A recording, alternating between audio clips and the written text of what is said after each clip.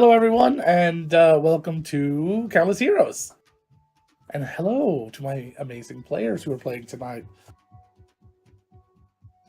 Um, Thank you for joining us. We really appreciate that. We are a crazy sort of group of maniacs and masochists. I think it's pretty much how we're going to describe ourselves from here on out. 16 of us, 16 players and myself are doing a West Marches style campaign here to 5 nights a week on average. There'll be a few breaks here and there for conventions, but on average, 5 nights a week. And for the foreseeable future. Why are we doing this? Like I said, we're masochists. We really enjoy all of the craziness. We like working a part-time job just gaming because it's amazing. But why else are we doing this? Because we were going to do it anyway, and so we decided to stream it. We just finished doing it, and we took a few months break. We did it just for ourselves, for fun. 11 of us, 1,000 hours over 6 months, and here we are doing it again. This one will be bigger, longer, and uncut, since you're going to Please don't describe things.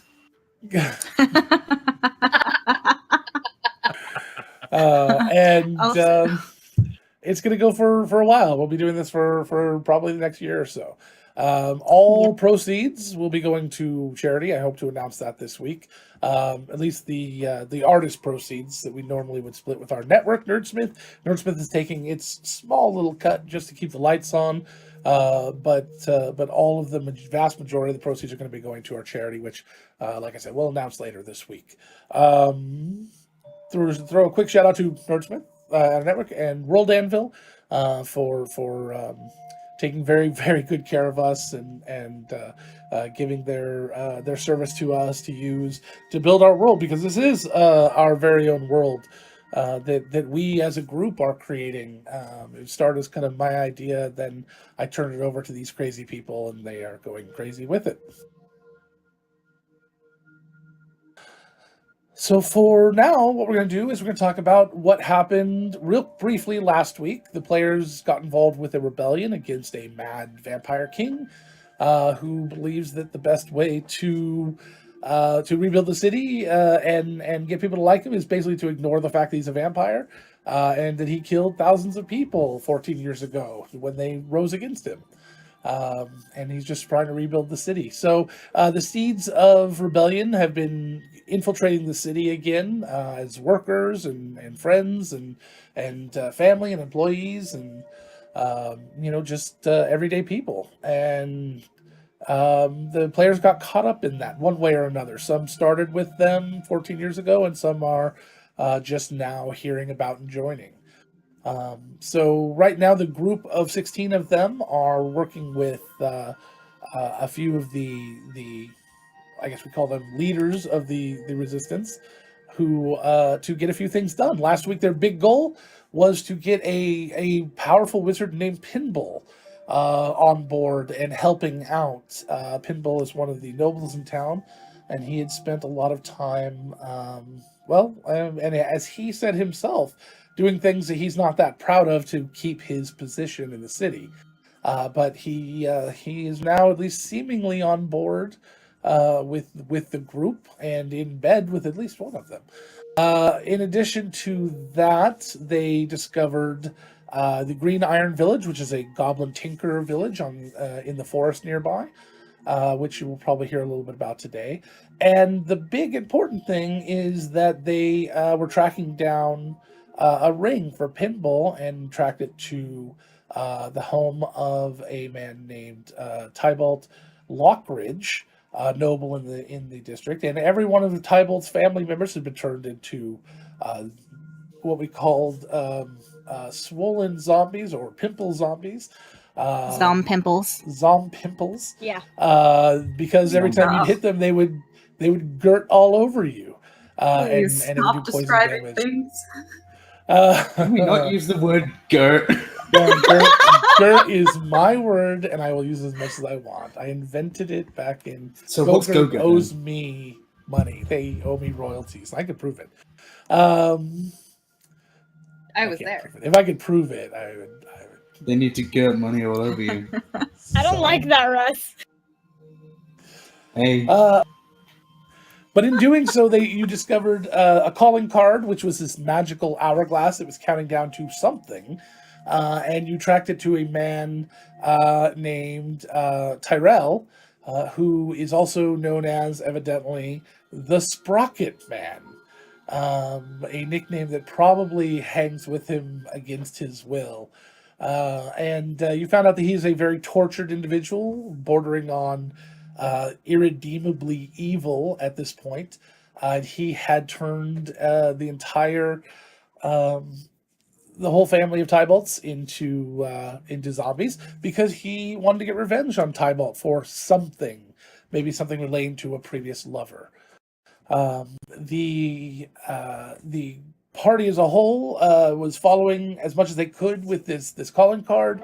Unfortunately, it got to about a quarter of its life. It was going down about a quarter a day on Saturday, and you guys had a few other things you needed to take care of. So, unfortunately, you weren't able to quite finish that up. So let's talk about what happened there. Is anyone else afraid? Since we were able to something terrible happened. On the morning of the 12th of Kasdan, which would have been our equivalent of Sunday, 2 days ago in game. Everybody woke up as if the world was just the way it should be. And there was nothing really out of place for this city especially, except for one small thing. The guards discovered it first, and then the word spread fairly quickly. One of the very large, beautiful manors within the nobles district had been turned to bone. The entire thing turned instantly into some sort of calcified bone structure. And as word spread very quickly, like it does, even in large cities, it was the Lockridge estate. The doors could not be opened any longer. The windows sealed over. And looking at it, you would definitely look at it and say, yes, that's bone. It is a porous, sort of calcified material. And even a lot of the different areas where there's texture changes or elevation changes on the building itself start to kind of knuckle and bulbous like joints. So it's very obvious. People who've tried to break into it have gotten through maybe a few inches of this bone and realized that it appears like it may be solid all the way through. And holy crap! They aren't sure if anybody was inside or not. The magics that were used to do it are obviously very powerful, and there's nothing so far that's come about it. In the last 2 days, the watch is still investigating, but as all the watches are volunteer and the nobles are very selfish, they're not really wanting to pay a lot for their watch to figure out exactly what happened. Unless, of course, it happens again, then, well, they probably will be interested at that point. So the Lockridge estate is now a solid bone statue that is sitting in the middle, or solid bone building that is sitting in the middle of the Nobles District. So that is where that is what came of, at least maybe some of you put two and two together with the hourglass. It did happen right on the day that the hourglass would have run out. So on top of that, you guys haven't been given any direct instructions for a couple of days. Everything after something like that, a lot of the resistance lays low. Time is on the resistance side. They have to bide it as much as possible. So when something crazy happens within the city, they all stop. Everything pauses for a couple of days as everyone takes a step back and goes, okay, let's make sure that none of the heat gets put on us. The one strange thing that did happen that day is for the rest of that day, at least, Nocturne were seen prowling around that district. It was the only district where Nocturne never were before. Nocturne were originally the city guard, or excuse me, the palace guard. But as soon as 14 years ago, after the riots, they expanded their reach. They are huge men, 8 feet tall, 7 to 8 feet tall, wearing all black plate armor and black chain underneath it, and with coverings to cover every inch of their skin, and masks that bolt on to the top so that they can't really be removed easily. So the idea is that you never ever see them, so you never know which is which. They don't speak. They're either not allowed to or can't. And they only enforce the king's laws, the curfew, the ban on weapons, and deal with any of the smaller issues, such as clerics casting spells and things that a vampire king may not necessarily want to see. Other than that, you guys are left to your own devices today. So, what do you guys want to do?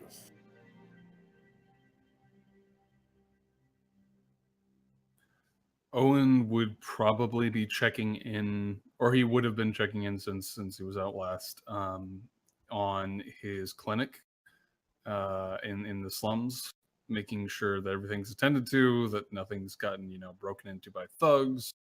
Just checking in on the general area, seeing if anyone's waiting for him there. Well, you don't actually have a lot of stuff to need to be checked in on. I meant other than people. I would say that most supplies you get are used relatively quickly.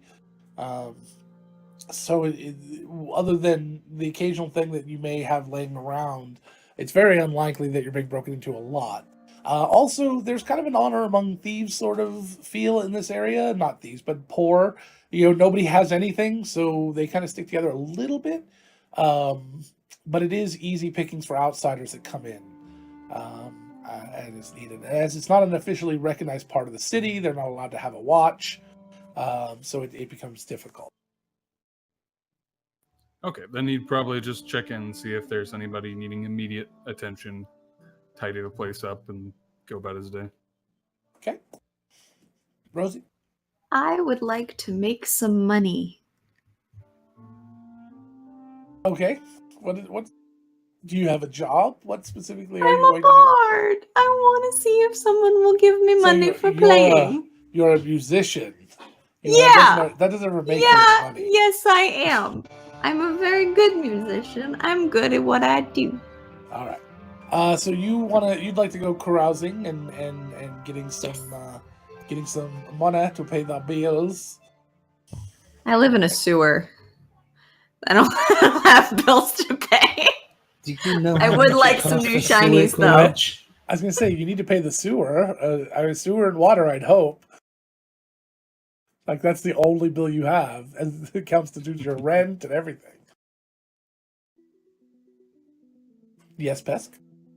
Pesk is going to be helping out at the Lightsmiths Guild, doing what she can, since she's not allowed to forge, since she's not actually a forge cleric, but prepping things, doing leather work and things like that, getting the other materials together is what she'd be working on. All right. Finku? Finku's just at the Greaser Guild, Greaser House, one of the two, working. And when it's a bit slow, he's just, again, doing more work on personal projects. Okay.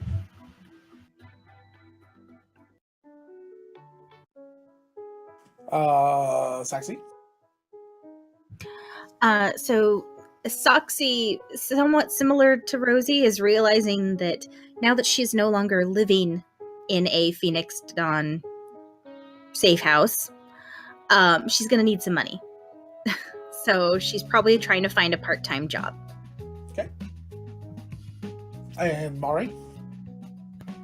She's probably for part of the day tending to her garden and then going out for the rest of the day and selling like the oils and the seeds and stuff around the city and connecting with other vendors. All right. Soxy, what is it exactly that you are looking to do? She has no idea what anyone will hire her to do. She stands out, and she's pretty strong, so possibly some sort of manual labor of some kind. right. She can't do any paladin type things because that's illegal in town, so that limits her options there. All right. All right. So, Soxy, you would you have found yourself over in the Nobles District, in the Pearl District, at all recently, She might have. or maybe even just near one of the job boards that borders that district?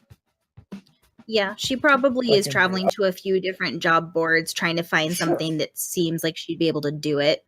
So you find an announcement board on near the bridge to go to the Pearl District, and one of them says "Help Wanted," and it's for the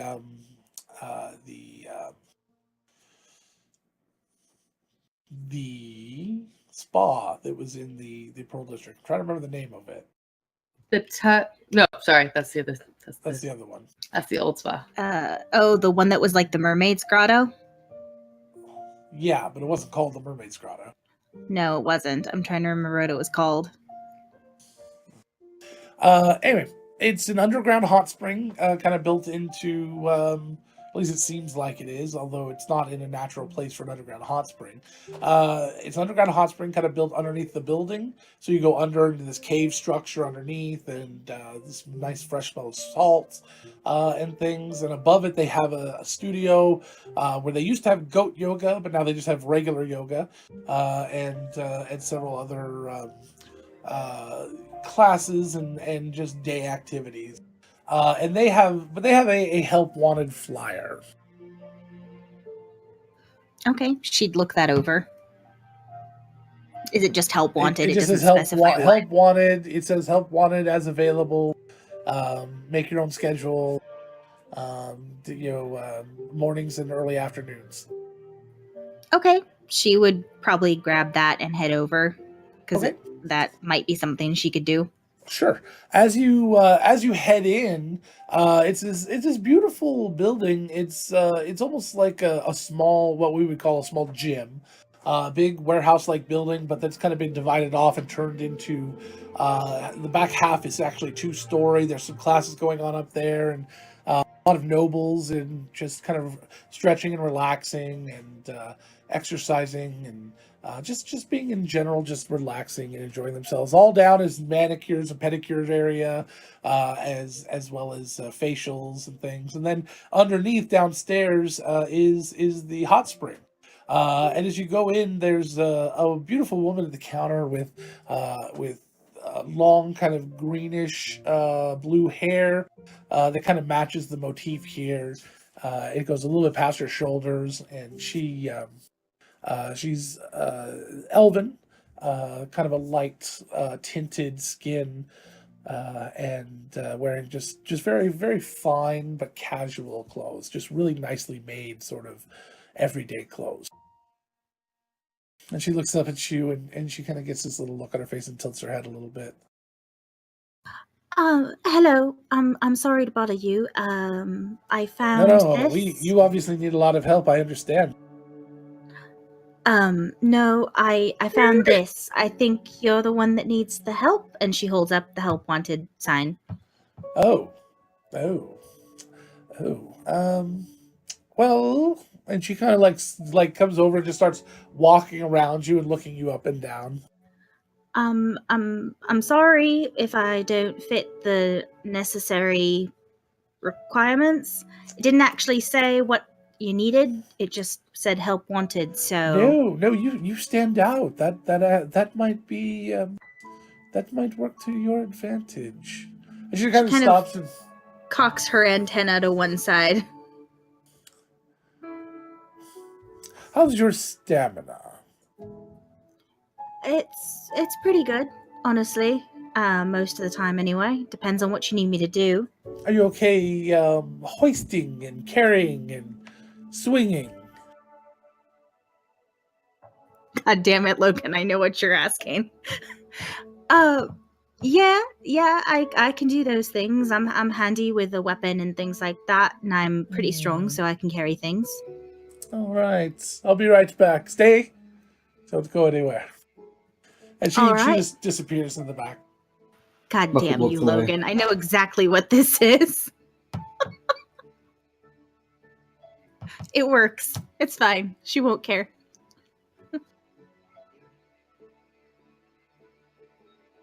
A few minutes later, she comes out with this gigantic panel of wood, and she comes right over to you. And it looks like it's blank on the side. You can see there's a couple of handles there, and she goes, "Here, can you hold that?"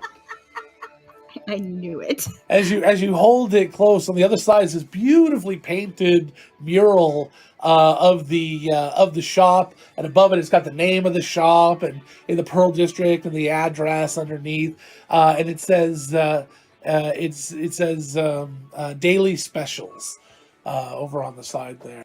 He goes, that's simply it.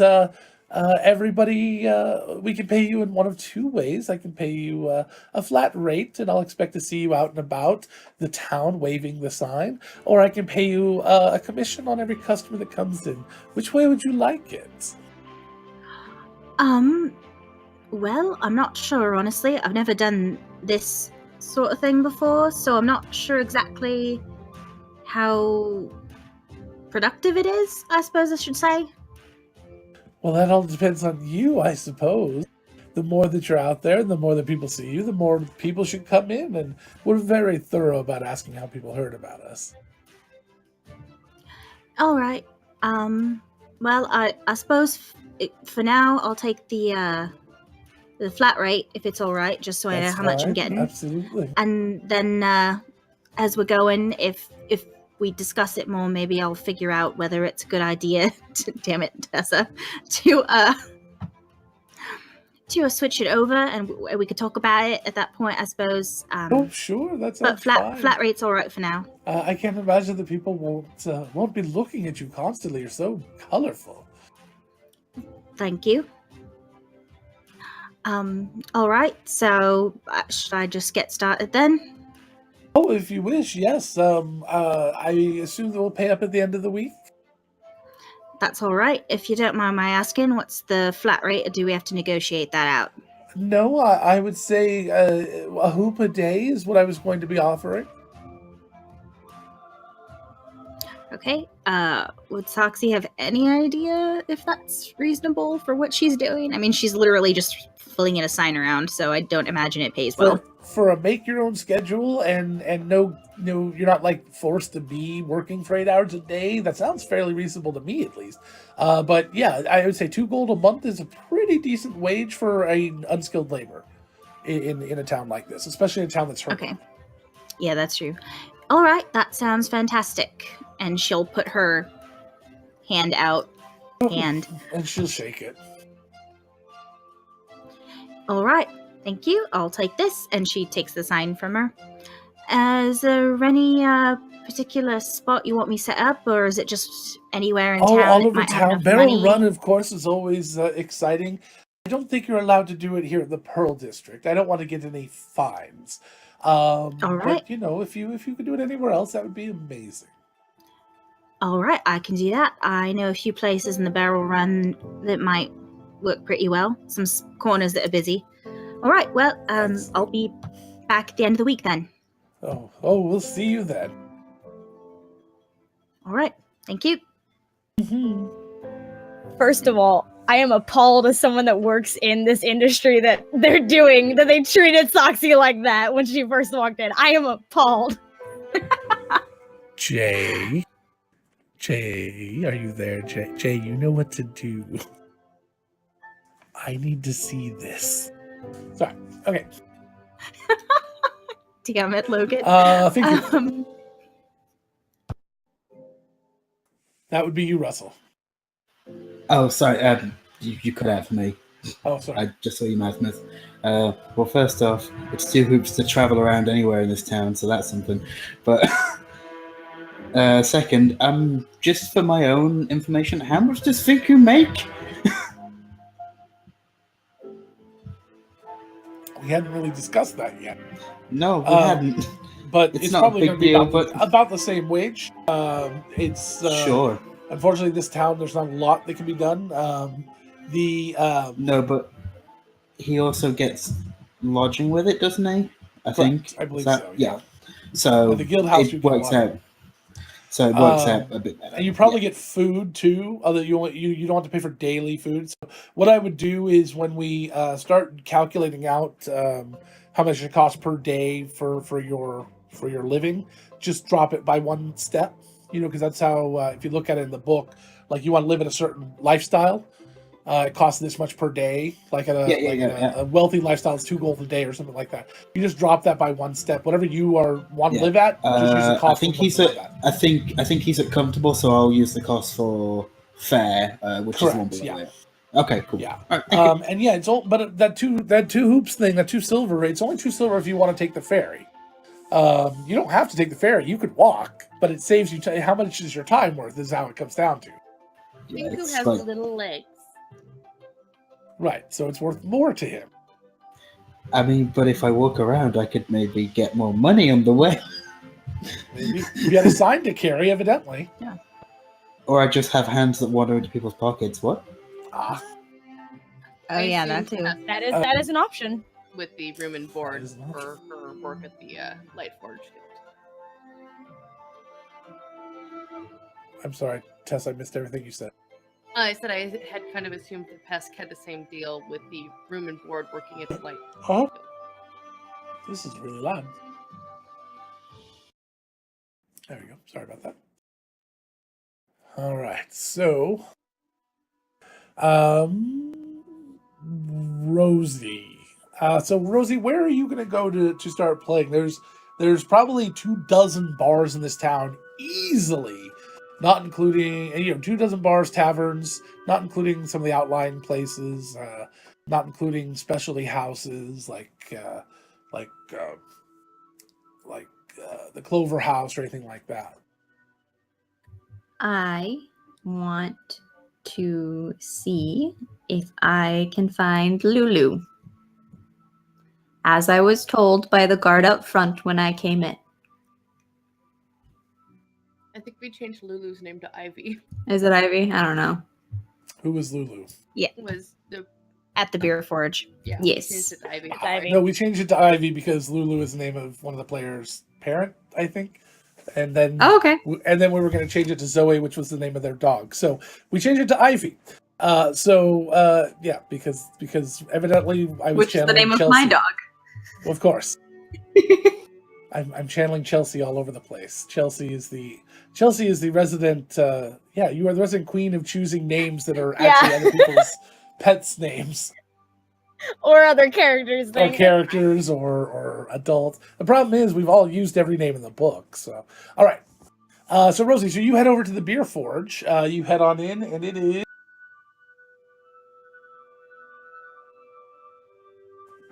dead. There's nobody there. Like literally, it's just you and the bartenders. You walk in, and Ivy looks over with her reddish hair. And kind of smirk on her face and sees you, says, "Hey, Hi. little one, what are you doing?" I was looking for somewhere to play, but it doesn't look like. You're welcome to play here. I need money. I'll pay you.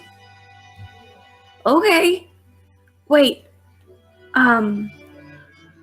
How shiny are your coins? How about this? I'll let you go through and pick the shiniest silver out I've got. Okay. All right, 1 silver plus tips for the day, for an hour. Okay. That sound good? Yeah. All right. So give me a performance check. Oh god, it was good. See how you do. Oh shoot, I just realized it didn't launch for me.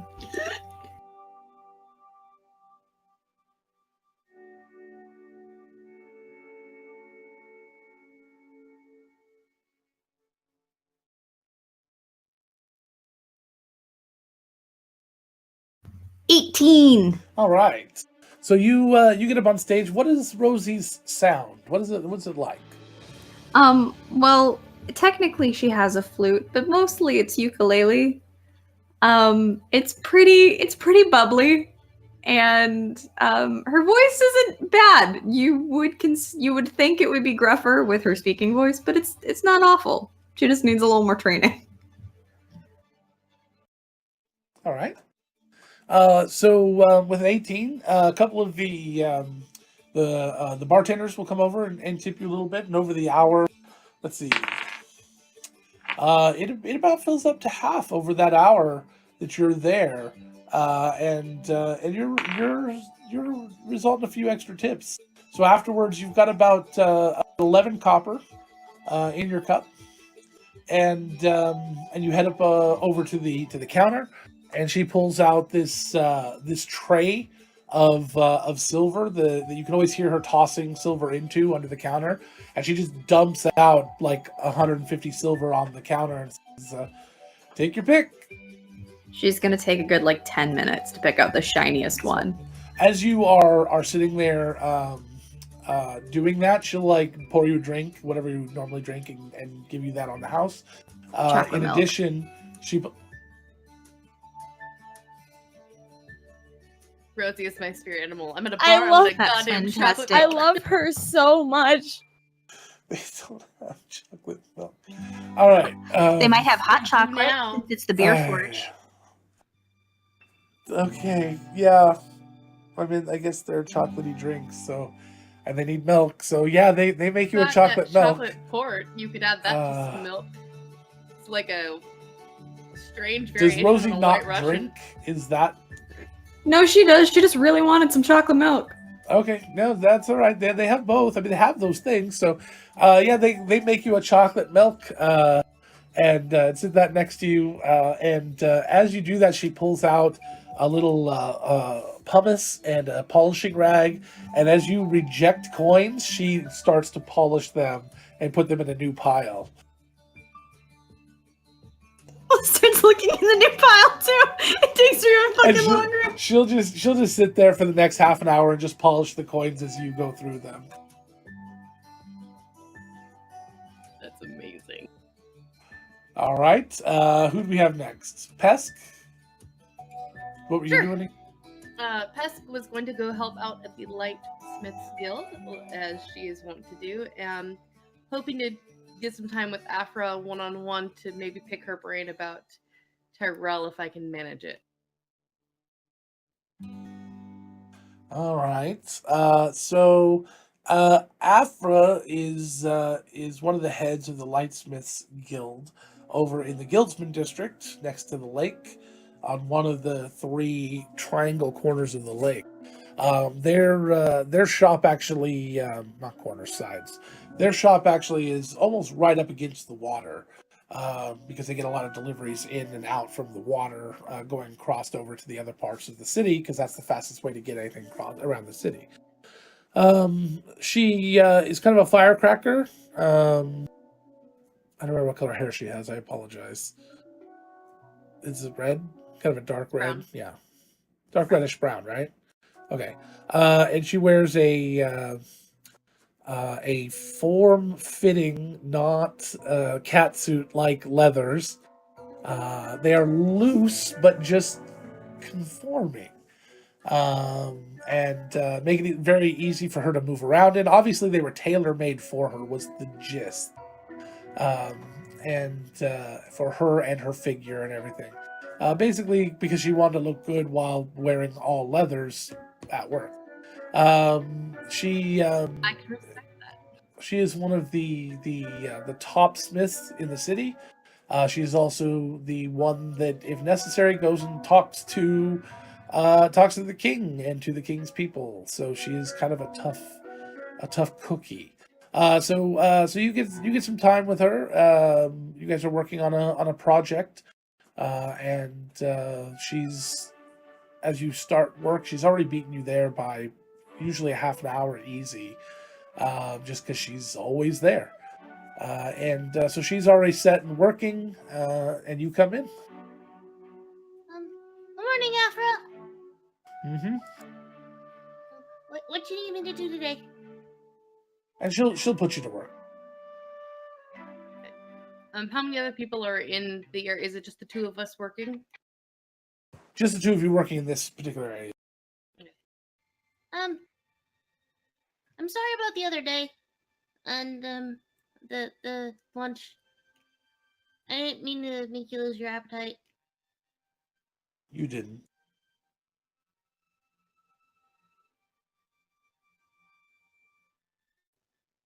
What happened to him?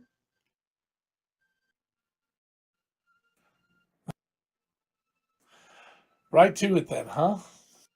I'm not good at conversations, or at least the nuance. If you want someone who's good at the nuances around conversations, you should talk to Owen. I just know where the conversation needs to go, and then I just kind of go there. I'm sorry if that's not how it's supposed to be. Owen did say I need to be better. Me too, Pesk. Me too. I'll say I feel you on that. So Yeah. she'll work for a bit, and then kind of turn to you and shake her head a little bit and says, I don't know how to describe who he used to be or what exactly changed him. He used to go to school with Thimble. That's my understanding, yeah. I think it has something to do with Imelda, clearly, but I don't know what happened to her either, so it's not very confusing. Yeah, well, she's dead. And It he had something to do blames with the that. Lockridges? Tybalt specifically.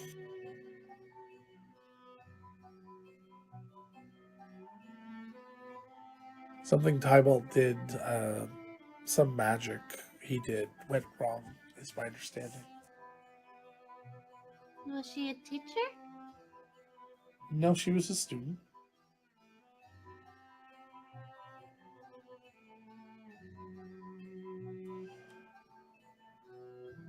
Tybalt had some sort of affinity for whatever type of magic he practiced. I really don't know what type that was. I don't know what exactly happened. I just know that he tried to do something he shouldn't have been doing, something he wasn't trained to do or prepared to do, and it went wrong. It must be really hard to be that consumed by your grief. To want so much hurt for other people.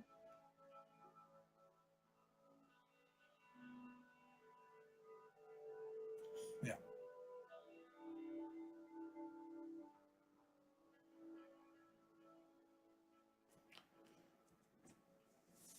It's not any of my business, this Subrosarium stuff, but,